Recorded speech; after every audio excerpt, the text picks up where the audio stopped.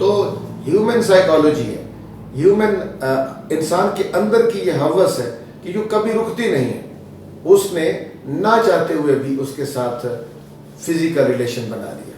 وہ جو physical relation تھا وہ ان کے دونوں کے مقدس جو لو بانڈ تھا اس کا دشمن بن گیا. اب وہ پریگننٹ ہو گئی تھی.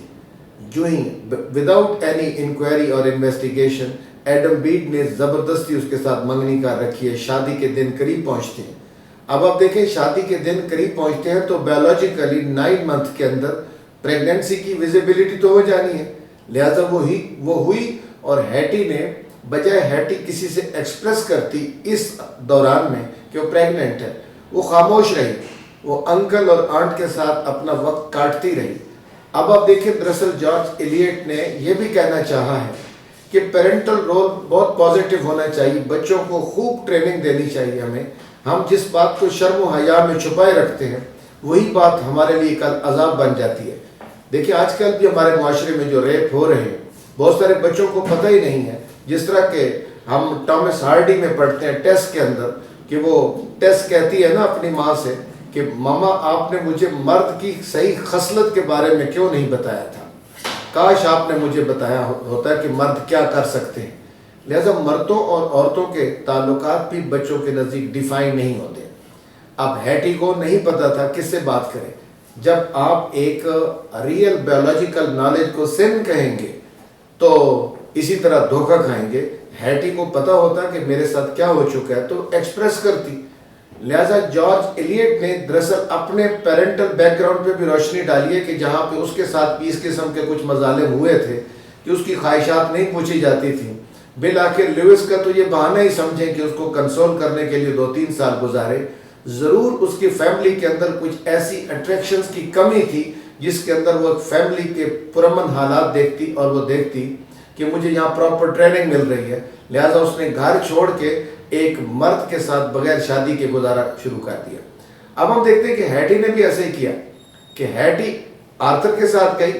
وہ بھی اپنے آنٹ اور اپنے چچا کے ساتھ اس کا بھی جو تعلق تھا اتنا زیادہ فرینک نہیں تھا کہ ان کو بتا دیتی کہ وہ تو پریگننٹ ہے.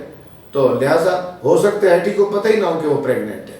دراصل جارج ایلیٹ نے تھوڑا سا پادریوں کو بھی یہاں پہ تنقید کا نشانہ بنایا کہ وہ چرچ کے اندر اچھائی اور برائی کا خوب لیسن دیتے ہیں، معاشرتی تعلیم بھی خوب لیسن دیتی ہے، لیکن تھوڑا یہ بھی بتا دیں کہ پریگننسی کی علامات کیا ہیں. یہ بھی بتا دیں کہ سیکس کے لیے کون سی چیزیں ہیں جو انسان کو سٹیمولیٹ کرتی ہیں، وہ کون سی ٹیمپٹیشنز ہیں کہ انسان فزیکل ریلیشنز کی طرف چلا جاتا ہے، اور وہ کون سی چیزیں ہیں جو ان ریلیشن سے انسان کو بچا سکتی ہیں، اور وہ کون سی چیزیں ایک لڑکی کو شادی سے پہلے پریگننٹ ہونے سے بچا سکتی ہیں، اور آرتھر جیسے بندے کو کیا کرنا چاہیے کہ وہ ٹیمپٹیشنز ان کو ریزسٹ کر سکیں ٹیمپٹیشن کے سامنے. انسان اپنی موریلٹی کو کس طرح اتنا سٹرانگ کر لے کہ وہ دوسروں کی عزت نہ لوٹے.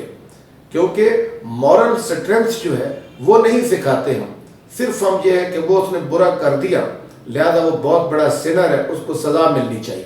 تو پھر مورل سٹرینتھ بھی تو سکھانی چاہیے کہ انسان کس طرح برائیوں کو روکے، نہ آنے دے شیطان کو اپنے سامنے، نہ آنے دے اس کے شکنجے میں اپنے آپ کو. انسان ریزسٹ کیوں نہیں کر پاتا؟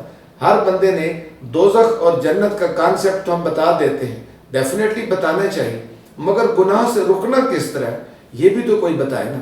تو اسی وجہ سے جارج ایلیٹ کو نفرت ہو گئی چرچ سے کہ چرچ میں تو جاتی تھی ہیٹی، آنٹ بھی جاتا تھا، اس انکل بھی جاتی، آنٹ بھی جاتی اس کی، اسی طرح ایڈم بیڈ بھی جاتا رہا. تو چرچ کے وزٹرز ہونے کے باوجود ان کو مورل ویلیوز کا پتہ نہیں چلا. تو اس میں قصور کس کا ہے؟ معاشرے کا ہے. تو دیکھیں اس نے کہا کہ کرائسس ان کی لائف میں آیا.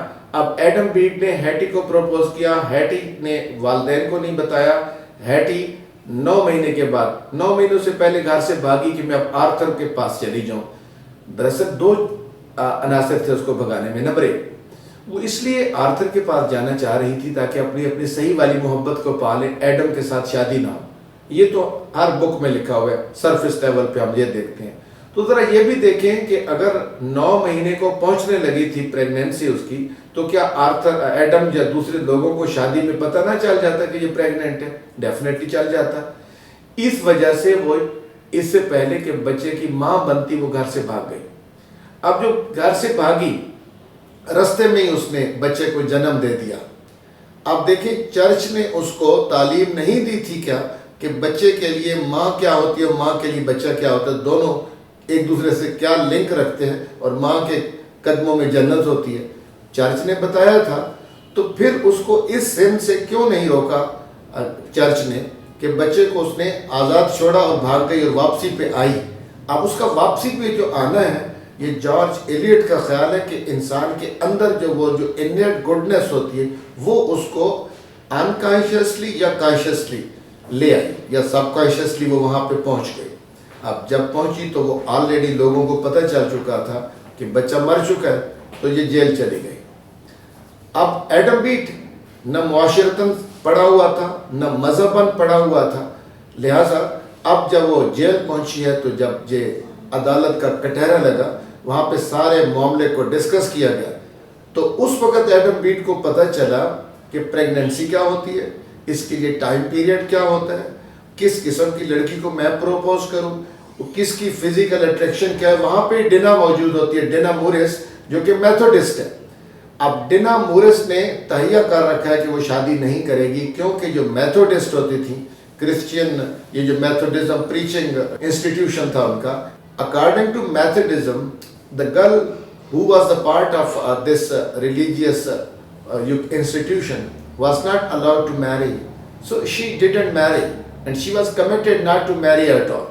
لیکن جب اس نے بھی یہ ساری جب تقریر سنی کہ آرتھر نے کیا کیا تھا، ایڈم نے پروپوز کیا تھا، تو آرتھر تو کیوں مارا تھا، چلتے چلتے کیا ہوا کہ ابھی اس نے ڈینا کو پروپوز کر لیا ایڈم نے، تو پہلے ہیٹی کو کیا تھا. تو کچھ کرٹکس نے، کچھ لوگوں نے، کتابوں نے لکھا ہے کہ ہیٹی کے ساتھ ایڈم کو محبت تھی، کوئی محبت نہیں تھی. ایک ہوس کا انکانشیس ریلیشن موجود تھا. محبت اب جنم لی ہے اس کی، کس کے لیے؟ ڈینا کے لیے. تو یہ محبت کیوں جنم لے گئی؟ اس کی میجر وجہ کیا تھی؟ اس کی میجر وجہ یہ تھی کہ اب اس کو پتہ ہے کہ میرے رومانٹک ڈریم کیا ہونے چاہیے، مجھے کس قسم کی لڑکی کے ساتھ بیولوجیکل ریلیشن رکھنا ہے، اور فٹنس کیا ہوتی ہے، رومانس کیا ہوتا ہے، اور ریزسٹ کیسے کرنا ہے، کس کے ساتھ میں نے ریلیشن نہیں رکھنا. وہ ریزسٹنس بھی اس نے سیکھ لیا.